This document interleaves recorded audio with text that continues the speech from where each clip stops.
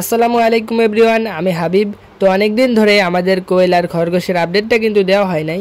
আর আলহামদুলিল্লাহ আমাদের কোয়েলগুলো কিন্তু এখন নিয়মিত ডিম পারতেছে। আর এছাড়াও যে আমাদের খরগোশগুলো আছে ওইগুলো কিন্তু বাচ্চা দিয়ে দিছে। তো প্রথমে আমাদের যে কোয়েলগুলো আছে তো এইগুলো কিন্তু আমি অনেকদিন আগে কিনে আনছিলাম। তো মাশাল্লাহ কোয়েলগুলো কিনে আনার কিছুদিন পরেই ডিম পাড়া শুরু করে দেয়। তো ওদেরকে আমি দীর্ঘ 3 থেকে 3.5 মাস আগে কিনছিলাম। তো সেই সময় থেকে এখন পর্যন্ত আলহামদুলিল্লাহ নিয়মিতই ডিম দিয়ে যাচ্ছে। আর আমি মোট 32টা কোয়েল কিনছিলাম। আর এর মধ্যে যে মরক পাখিগুলো ছিল এগুলো কিন্তু আমি বিক্রি করে দিছি। আর বাকি যে কোয়েলগুলো আমার কাছে আছে আলহামদুলিল্লাহ ওরা সবগুলোই কিন্তু প্রায় ডিম পারতেছে। আর আমি ওদেরকে শখ করে কিনছিলাম, কিন্তু পরে দেখি ওরা যেই পরিমাণে ডিম পারে ওদের খাবারের যে খরচটা ওইটা উঠে উপরে কিছু টাকা লাভ থাকে। আমার যেহেতু অল্প কিছু কোয়েল আছে সেই জন্য লাভের পরিমাণটাও কিন্তু কম। তবে যদি এটা বেশি পরিমাণে পুষতে পারেন তবে আশা করা যায় অনেকটাই লাভবান হতে পারবেন। আর কোয়েল পোষার জন্য কিন্তু তেমন একটা খরচ নেই, কারণ ওদের রোগ বালাই খুবই কম হয়। আর কোয়েলের খাবারের খরচটাও কিন্তু খুবই কম। আমি আমার কোয়েলকে সোনালি স্টেটার আর ভুট্টা মিক্স করে খাওয়াই, এতে খাবারের খরচটা অনেকটাই কমে আসে। আর এছাড়া কোয়েল থেকে বেশি পরিমাণে ডিম পেতে ওদেরকে কিছু ভিটামিন ওষুধ খাওয়ানো লাগে। তার মধ্যে রয়েছে জিঙ্ক, তারপরে অনেক পাউডার পাওয়া যায়, এগুলো কিন্তু খাওয়াতে পারেন। এগুলো খাওয়ালে ডিম অনেকটা বড় বড় হয় আর ডিম নিয়মিত ডিম পারে।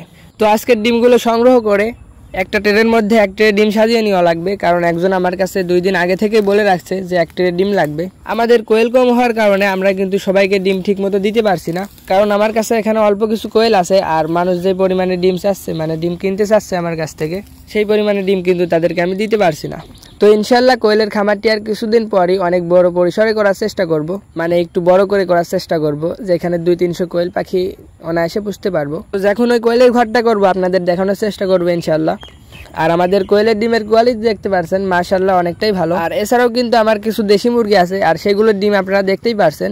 আর অনেকেই প্রশ্ন করতে পারেন ডিম এরকম ডেক্সির মধ্যে রাখছেন কেন, বা এরকম পাত্রের মধ্যে চাউল দিয়ে রাখছেন কেন। আসলে এরকম ডিম সংরক্ষণ করার একটাই কারণ, বাইরে যেহেতু প্রচন্ড গরম পড়ছে, আর আপনারা হয়তো জানেন গরমে ডিম নষ্ট হয়ে যাওয়ার সম্ভাবনা থাকে। আর এইরকম পাত্রের মধ্যে চাউল দিয়ে রাখলে কিন্তু ডিমগুলো ঠান্ডা থাকে আর নষ্ট হয় না। আর আমাদের যে খরগোশগুলো আছে ওইগুলো কিন্তু তৃতীয়বারের মতো বাচ্চা দিয়ে দিছে। আর আমাদের এই ঘরটার মধ্যে খরগোশের পাশাপাশি কিছু পাখি আছে, তার মধ্যে 2টা জেব্রা ফিন্স, 2টা বাজরিকা আর 2টা ঘুঘু পাখি আছে। আর এইখানে যে খরগোশটা দেখতে পারছেন এটা মেয়ে খরগোশ, আর খাঁচা একটা যেটা দেখতে পারছেন ওইটা ছেলে খরগোশ। যেহেতু ওদের বাচ্চা হয়েছে এই জন্য আমি ছেলে খরগোশটাকে আটকে রাখছি, কেননা ওকে প্রচন্ড ডিস্টার্ব করে। বাচ্চাগুলো যখন বড় হয়ে যাবে ইনশাল্লাহ ওকে ছেড়ে দিব, মানে 2জনকে একখানে রাখবো।